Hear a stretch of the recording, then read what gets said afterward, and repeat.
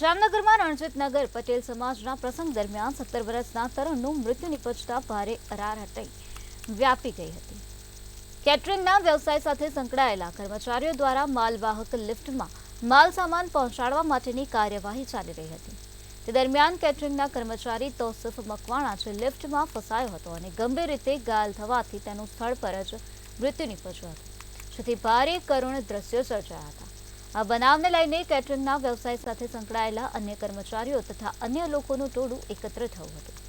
આ સમગ્ર બનાવના મામલે પોલીસને જાણ કરાતા પોલીસ ટુકડી પણ ઘટના સ્થળે દોડી આવી હતી અને મૃતદેહનો કબજો સંભાળી પોસ્ટમોર્ટમ સહિતની કાર્યવાહી હાથ ધરવામાં આવી છે। આ બનાવને લઈને મૃતકના પરિવારમાં ભારે માતમ છવાઈ ગયો છે।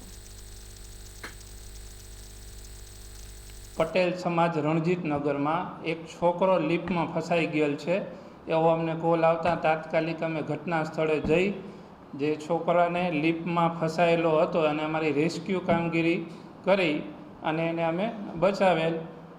બેશુદ્ધ અવસ્થામાં હતો, પછી 108 મારફત એને હોસ્પિટલમાં પુગાડેલી અને અમારી પૂરી ટીમ ફાયરની તાત્કાલિક ઘટના સ્થળે જઈ અને ટૂંકા સમયની અંદર અમે અમારો રેસ્ક્યુ કામગીરી પૂર્ણ કરેલી।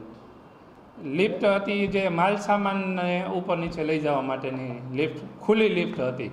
આ બનાવ બન્યું છે મારા ભત્રીજાનું। અત્યારે વેકેન્શન હાલે છે। મારા ભત્રીજા અત્યારે રજા ઉપર 10મી પાસ છે।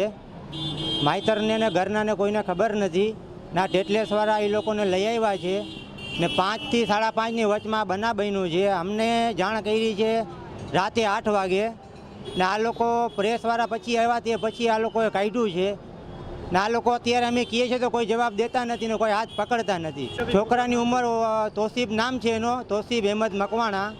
નાની ઉંમર 15 થી 16 વર્ષ ઉંમર છે ને છોકરાને કોઈ ટેટલેસમાં લઈ આવ્યા છે તે પછી તપાસ નથી કરી કે ભાઈ ટેટલેસમાં છોકરા ના હાલે, તે છતાંય આ લોકો લઈ આવ્યા છે।